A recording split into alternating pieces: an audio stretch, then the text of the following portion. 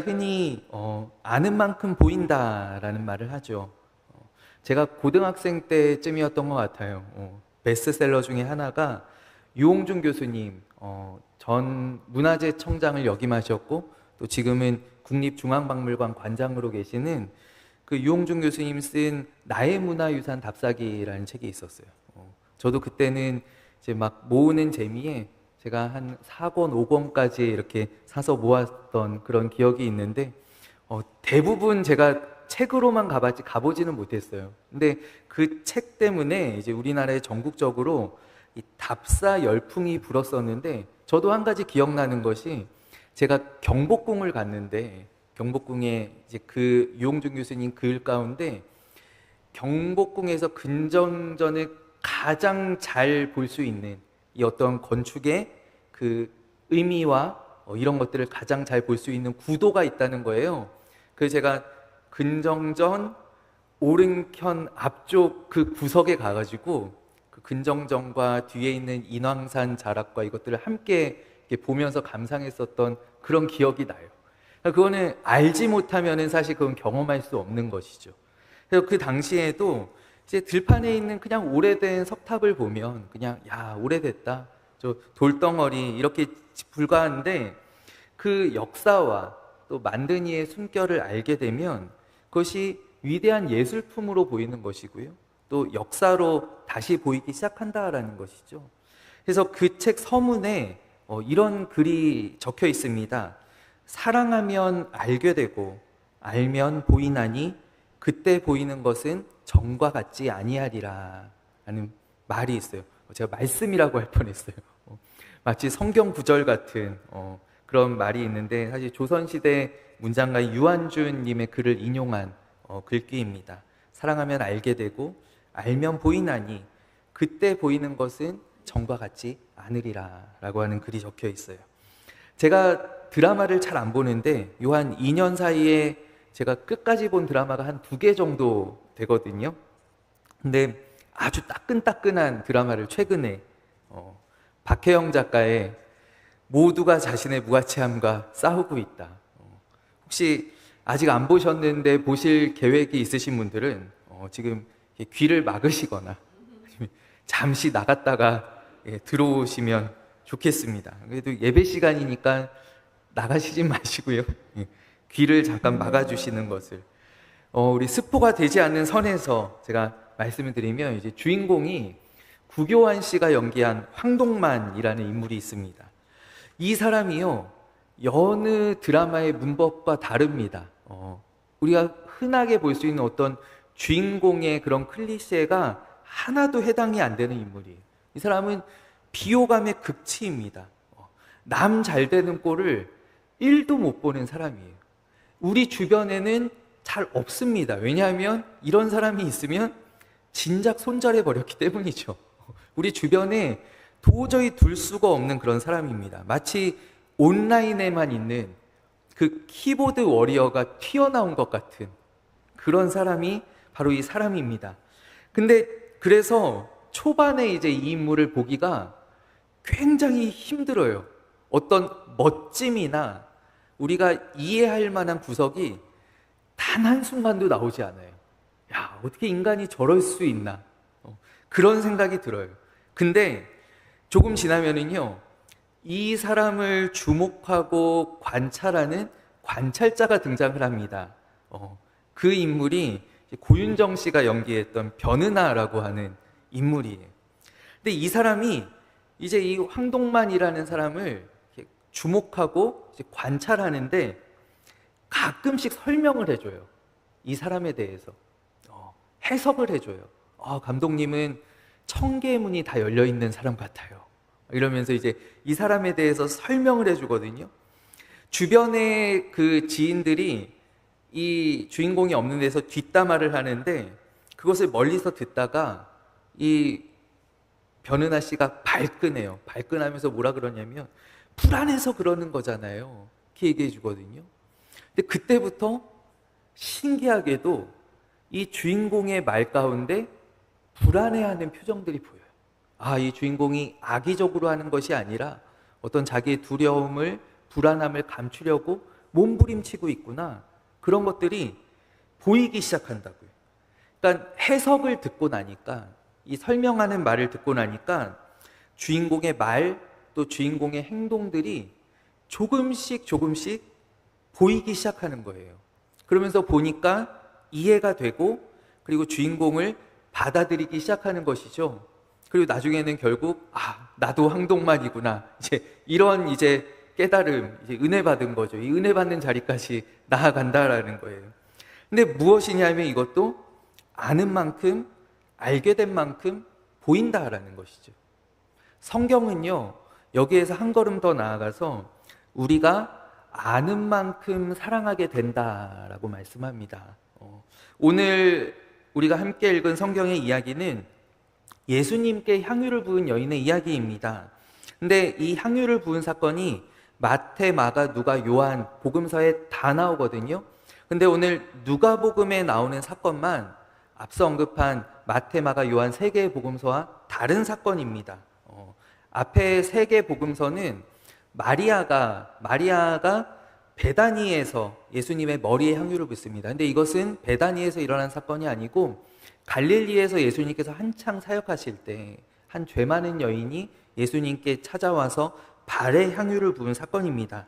예수님께서 바리새인의 초청을 받아서 이제 그 집에 가서 함께 식사하실 기회가 생겼어요. 근데 그 소문을 듣고 죄가 많은 여인이, 여기서 죄가 많다라고 하는 것, 죄를 지었다라고 하는 것은 아마도 우리가 추정할 때 이 여인의 직업과 관계가 있을 것 같아요. 그래서 모든 사람들이 마치 그 세리와 같은 것이죠. 보면은 저 죄인 이러면서 손가락질하고 멸시하는 그런 여인이 들어온 거예요. 향유를 가득 담은 옥합을 가지고 들어옵니다. 이런 여인이 남자들이 식사하는 자리에 들어와서 예수님의 발에 향유를 붓고 머리털로 닦고 발에 입을 맞추는데, 근데 그 모든 것을 예수님께서 물리치지 않으시고 용납하셨다라는 거예요. 용인해 주셨다라는 것이죠. 그러자 그 모습을 보고 있던 바리새인이 이 상황을 도무지 이해할 수가 없는 거예요. 왜냐하면 이 바리새인은 예수님께 호감을 가지고 있는 사람이었거든요. 예수님이 도덕적으로도 참 훌륭하고 또 깨끗한 분이라고 생각해서 존경해 왔고, 그래서 이렇게 집에 초청해서 식사를 대접하는데 이 일을 보고 실망이 커지게 된 것이죠. 그리고 예수님에 대해서 의심하기 시작합니다. 내가 잘못 봤구나. 내가 이 사람에 대해서 잘못 생각했다. 이 사람이 그러면서 속으로 생각하기를, 이 사람이 만일 선지자라면 지금 자기를 만지는 이 여자가 어떠한 자, 곧 죄인인 줄 알았을 것인데, 근데 이 예수님이라는 사람은, 이 예수라는 사람은 아무것도 모르는 사람이구나 라는 생각을 하게 돼요. 그러자 예수님께서 그 마음의 생각을 아시고 말씀하시기를, 시몬아, 이 바리새인 시몬은 베드로가 아니라 이 바리새인의 이름이에요. 빚진 자 둘이 있는데 하나는 500데나리온을 빚지고 다른 하나는 50데나리온을 빚졌어. 근데 주인이 둘 다 탕감해 주었다. 그러면 둘 중에 누가 더 탕감해 준 주인을 사랑하겠느냐? 그러자 이 시몬이 대답하기를, 제 생각에는 많이 탕감함을 받은 사람입니다 라고 대답을 합니다. 그러자 예수님께서 내 판단이 옳다라고 하시면서 이 여인의 행동을 설명하시기 시작하시는 거예요. 예수님께서 설명해 주시는 것이죠. 이 여인이 이렇게 여기 올 수 없는, 여인의 몸으로, 죄인의 몸으로 올 수 없는 이 자리에 와서 이렇게 사랑을 많이 표현한 것은 그의 많은 죄가 사함을 받았기 때문이다라는 것이죠. 47절 말씀, 그의 많은 죄가 사하여졌도다. 이는 그의 사랑함이 많음이라. 사함을 받은 일이 적은 자는 적게 사랑하느니라 라고 예수님께서 말씀하셔요. 그러니까 예수님께서 모르시지 않았다라는 거예요. 이 여인이, 죄 많은 여인이 나에게 지금 왔다라는 것을 모르시지 않았고, 그러나 예수님께서 설명을 해주시는 것이죠.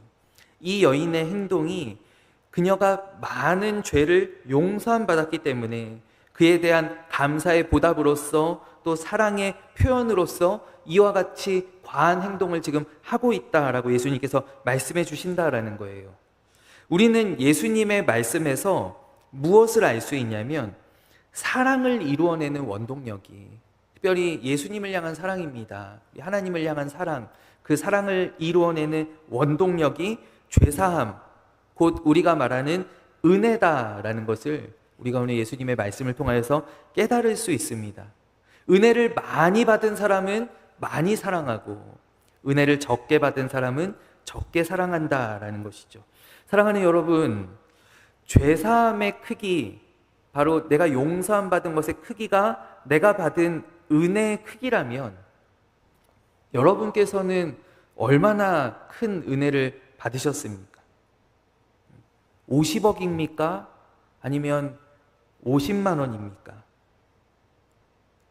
여러분은 얼마나 많은 탕감을 받으셨냐라는 것이죠. 앞서 예수님의 말씀 가운데 주목해야 할 것은 무엇이냐면 주인이 빚을 탕감해 줄 때 전부 다 탕감해 주었다라고 하는 사실이에요. 탕감에는요, 우리가 빚을 변제해 주는 데에는 부분 탕감과 전액 탕감이 있어요. 그렇죠? 근데 여기서 예수님께서 말씀하시는 것은 전액 탕감이라는 거예요. 근데 왜 그렇게 하셨느냐? 우리 성경에 그 이유가 설명되어 있는데 그 빚진 자가 갚을 것이 없기 때문이라고 말씀해요. 그 빚진 자가 도저히 갚을 것이 없었기 때문에 그 액수가 어떠하든지 간에 예수님께서 전액을 탕감해 주셨다라는 것이죠. 이 갚을 것이 없음으로라고 하는 이 말씀이 우리를 비롯한 우리 모든 인간의 상태를 설명하는 말입니다. 우리는 모두 다 갚을 것이 없습니다. 우리는 하나님께 어마어마한 죄의 빚이 있는데 그것을 갚을 수 있는 능력이 전혀 없습니다. 우리의 능력으로는 이 빚을 해결할 수가 없다라는 사실이에요. 로마서 3장 19절 말씀, 율법의 행위로는 그의 앞에 의롭다함을 얻을 육체가 없나니 율법으로는 죄를 깨닫기 때문이라. 아멘. 율법은요, 그것을 지킨다라고 해서 내가 빚을 갚아 나아갈 수 있는 것이 아니라 율법은 내가 도저히 하나님의 기준, 하나님께서 정하신 의에 도달할 수 없는 죄인이라는 것을 나에게 적나라하게 보여주는 것이 바로 율법의 기능이다라는 거예요. 하나님께서 제시하신 이 기준에 나는 도저히 이룰 수가 없구나. 내가 가진 것, 나의 어떤 마음, 이것으로는 하나도 갚을 수가 없구나라는 것을 우리에게 알려주는 것이 율법이다라는 것이죠. 그래서 하나님께서 어떤 방법을 쓰십니까? 하나님께서 어떤 도덕적인 해이를 감수하고서라도 아주 파격적인 방법을 택하시는 것은 전부 다 탕감시켜 주시는 것입니다. 그 이유는 앞서 말한 바 우리에게 갚을 수 있는 능력이 전혀 없었기 때문이다라는 것이죠.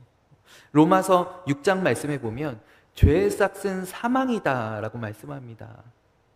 예수님께서 우리를 대신하여서 죽으심으로 그 값을 대신 치루어 내시고 우리를 다 자유케 해주셨다라는 것이죠.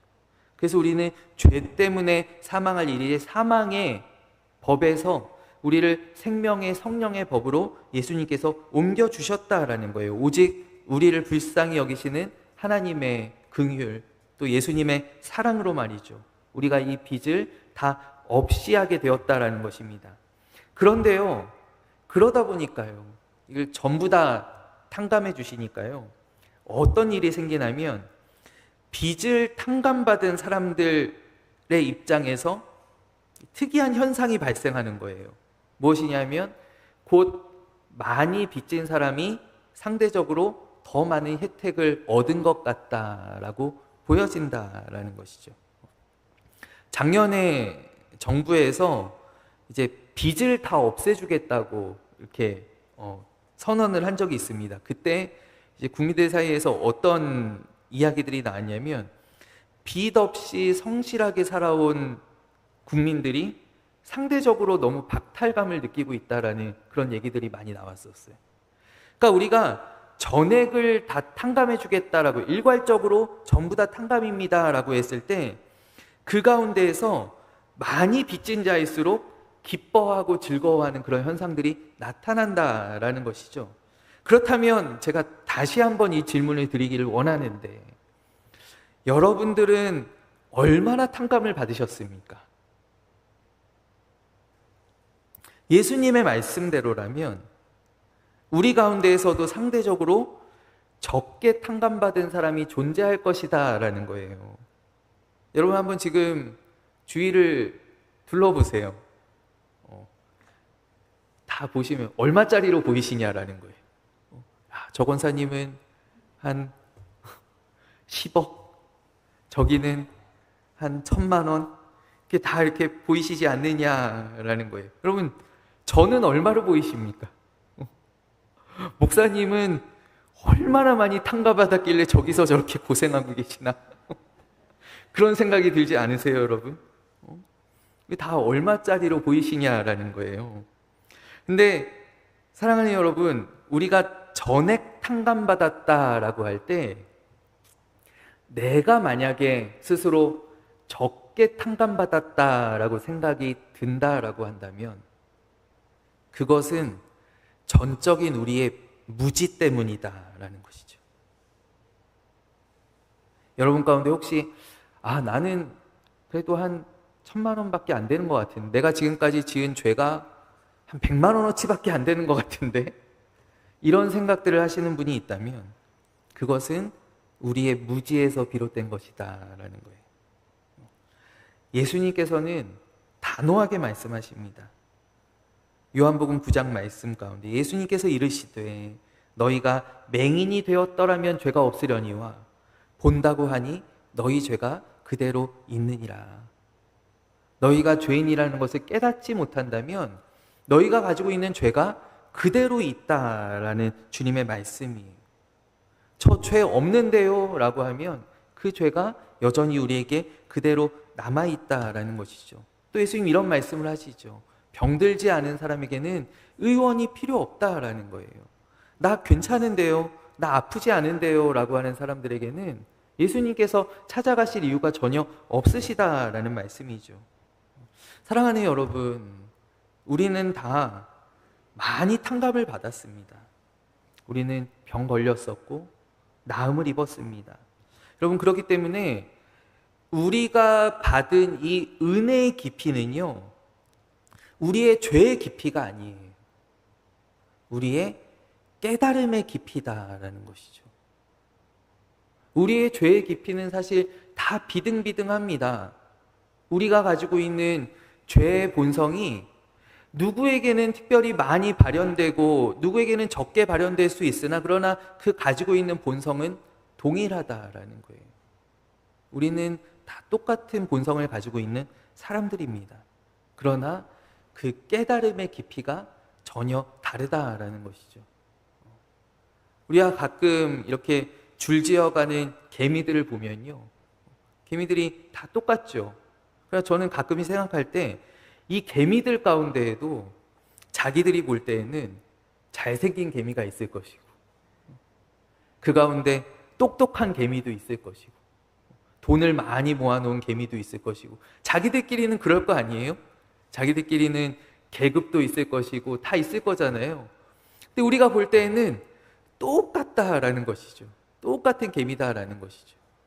우리 가운데 누가 더 선행을 많이 하고, 누가 더 착하고, 누가 더 성공하고, 우리가 볼 때에는 다 그렇지만, 그러나 하나님께서 보실 때, 창조주께서 우리를 바라보실 때 우리는 다 똑같은 죄인이다라는 거예요. 1,000만 원짜리 10억짜리가 없다. 우리는 다 똑같이 감당할 수 없는 빚을 가지고 있는 죄인이다라는 것이죠. 그래서 여러분, 죄의 깊이가 은혜의 깊이가 아니라 그것을 깨닫는 깨달음의 깊이가 내가 받은 은혜의 깊이다라는 거예요. 그리고 우리가 잘 알고 있는 사도 바울은 어떤가요? 사도 바울은 그가 여러 편지들을 통해서 몇 번의 자기 고백을 합니다. 그 자기 고백을 우리가 시간 순서대로 나열하면요, 고린도전서 15장에 사도 바울이 이렇게 이야기합니다. 나는 사도 중에서 가장 작은 자다라는 이야기를 합니다. 그리고 시간이 많이 지나서 그가 에베소서를 쓸 때 에베소서 3장 말씀에 그가 이렇게 자기 고백을 합니다. 나는 모든 성도 중에서 지극히 작은 자보다 더 작은 자다라고 이야기를 합니다. 그리고 마지막 그의 유언과도 같은 디모데에게 보내는 서신 가운데서 그는 어떤 고백을 합니까? 죄인 중에서 내가 괴순이라라고 이야기합니다. 사도 바울의 고백이 점진적으로 이렇게 변화되게 되는데, 근데 주목해야 할 것은 무엇이냐면 그가 속해 있는 무리라는 거예요. 그가 속해 있는 공동체라는 것이죠. 그가 처음에 고백할 때 뭐라고 이야기하면 그는 자기에 대하여서 계속 겸손하려고 노력했어요. 근데 처음에 그가 뭐라고 고백하냐면 나는 사도들 가운데에서, 나는 여기 여러 사도들 가운데 감히 거기 설 수 없는 요 끝자락에 있는 가장 작은 사람입니다 라고 그가 고백해요. 근데 그 다음에 그가 뭐라고 고백합니까? 자기를 사도의 반열에 두지 않는 거예요. 나는 여러분들 에베소 교회에 편지하면서 나는 에베소 교회 여러 성도님들, 여러분들 가운데에서 나같이 작은 사람이 없습니다. 나는 그 중에서도 작고 또 가장 작은 사람입니다. 자기가 속해 있는 무리가 점점 내려오는 거예요. 그리고 그가 마지막에는 뭐라고 고백합니까? 나는 이제 성도들의 반열에도 들어갈 수 없는 사람이다라는 거예요. 나는 성도 축에도 낄 수 없는 사람이다라는 거예요. 그래서 그가 마지막에 뭐라고 고백하나요? 나는 죄인들 가운데에서, 여기서는 가장 작다라고 이야기하지 않죠. 나는 죄인들 중에 우두머리입니다. 나는 죄인들 중에서도 가장 죄를 많이 지은 죄인입니다. 그가 이렇게 고백을 합니다. 그는 자기가 속해 있는 바운더리를 점점 격화시킨다라는 것이죠. 이것이 은혜가 점점 깊어지는 자들의 모습이다라는 거예요. 내가 그래도 목사님들 중에는 내가 좀 부족하지. 그러다가 나는 우리 임마누엘 교회에서 제일 부족한 사람입니다. 그리고 그 후에 하나님, 나는 임마누엘 교회가 아니라 나는 죄인들 가운데에서 가장 죄 많은 사람입니다. 나는 가장 우두머리인 사람입니다. 라고 고백을 한다라는 것이죠. 이것이 바로 은혜가 점점 깊어지는 자의 모습이다라는 거예요. 사랑하는 여러분, 오늘 우리는 어떠합니까? 우리는 참 아이러니하게도 우리의 교회 생활이 깊어질수록 또 우리의 신앙 경력이 길어질수록 우리는 점점 직분이 올라갑니다. 그리고 목소리가 점점 커지게 되죠. 우리가 교회 안에서 영향력이 점점 커지고 우리의 목소리가 점점 커지게 됩니다. 여러분, 그렇기 때문에 우리에게는 더욱더 이 은혜가 필요합니다. 목사일수록 은혜를 많이 받아야 됩니다. 장로님일수록, 권사님일수록, 내가 교회 직분을 감당할수록, 내가 반주자일수록, 내가 지휘자일수록, 내가 여성교회, 남성교회, 내가 회장일수록, 내가 구역장일수록 내가 더 은혜를 많이 받아야 한다라는 거예요. 그 은혜가 커질수록, 그 은혜를 알면 알수록 우리의 목소리는 점점 작아지고 우리의 사랑은 더욱더 깊어지게 될 줄로 믿습니다. 그럼 저는 우리 교회가 참 감사한 것이 우리 교회는 은혜가 있는 교회예요. 여러분, 그렇지 않습니까? 저는 서울에 아시다시피 이제 명성교회에 있었는데 완전 온실 속의 화초로 있었어요. 얼마나 성도님들 좋으시고 또 교회가 얼마나 은혜가 넘치는지.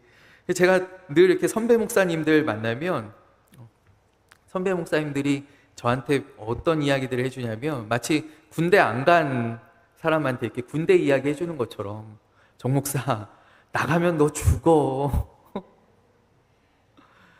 이 보통이 아니야. 교인들이 다 잡아먹어. 제가 얼마나 그거에 대한 두려움들을 가지고 왔겠어요. 목사님이라고 부르는 사람도 없어. 다 목사라 그래. 그러면서 얼마나 저에게 겁을 많이 주는지. 근데요, 제가 우리 임마누엘 교회에 와보니까요, 너무 은혜가 넘치는 거예요. 우리 장로님이요, 정말 여러분들은 다른 장로님들을 못 만나봐서 모르는 거예요. 제가 정말 여러분들 데리고 다른 교회 장로님들 투어를 해드리고 싶어요. 얼마나 정말 좋은 장로님이지. 저희 권사님들이요, 저희 집사님들이요, 얼마나 좋으신지 몰라요. 제가 정말 겁을 잔뜩 먹었었는데 얼마나 좋은 교회를, 또 얼마나 좋은 성도님들을 만났는지 몰라요. 우리 교회는 참 은혜가 있는 교회인 줄로 믿습니다. 우리가 교인들이 줄어들고, 또 우리가 재정적으로도 넉넉한 교회는 아니지만, 그러나 그것이 은혜가 없는 것이 아니다라는 거예요. 우리가 서로 낮아지고, 우리의 목소리를 줄이고, 우리가 섬기고, 우리가 함께 보듬으며 나아갈 때, 그것이 바로 은혜 있는 공동체, 오늘 성경의 말씀과 같이 사랑하는 공동체다라는 것이죠. 여러분, 우리가 참으로 예수님 잘 믿는 교회, 또 예수님 사랑하는 교회, 은혜 넘치는 교회가 되기를 원하는데, 오늘 그렇기 때문에 바울은 그 너비와 깊이와 높이가 그 어떠한 것을 깨달아 알기를 원하노라 라고 바울이 에베소 교회 성도들을 향해서 중보합니다. 우리가 깨닫게 될 때, 우리가 알게 될 때, 우리가 가지고 있는 이 은혜가 얼마나 놀라운 것인지, 우리가 베풀 수 있는 사랑이 얼마나 감사한 것인지, 그것을 우리가 알게 될 줄로 믿습니다. 오늘 사랑하는 우리 임마누엘 교회 성도님들, 또 말씀을 전하는 저에게도 이와 같은 사랑의 은혜가 오늘 우리로 하여금 하나님의 사랑, 또 주님의 그 용서하심과 우리의 탕감해 주신 그 모든 빚의 크기를 우리로 알게 하시기를 원하고, 그 가운데 오늘 이 여인과 같이 우리가 주님의 발 앞에 향유를 가지고 나와 그것을 부어드리고 그 발에 입맞추는, 우리 정말 주님 사랑하는 그러한 은혜가 오늘 우리 모두에게 함께 하시기를 간절히 소원합니다. 우리 이 시간 함께 기도하겠습니다. 하나님 아버지, 오늘 참으로 감사합니다. 우리로 또 알고 있었지만, 그러나 말씀 가운데 다시 한번 깨달아 알게 하시니 감사합니다. 아버지, 내 안에 자아가, 또 내가 가지고 있는 의가, 나의 어떤 신앙의 경력들이 아버지 꿈틀꿈틀거리며 올라오려 할 때 우리로 하여금 다시 한번 기억하게 하여 주옵소서. 내가 얼마나 죄인이었는지, 내가 얼마나 큰 용서를 받았는지, 내가 많은 은혜를 받았는지 우리로 다시 한번 기억하며 우리 주님의 발치로 무릎 꿇고 나오는 은혜를 주여 우리 모두에게 이 시간 허락하여 주시옵소서. 우리 함께 하시는 주님 의지합니다. 살아계신 예수 그리스도의 이름으로 간절히 기도하옵나이다. 아멘.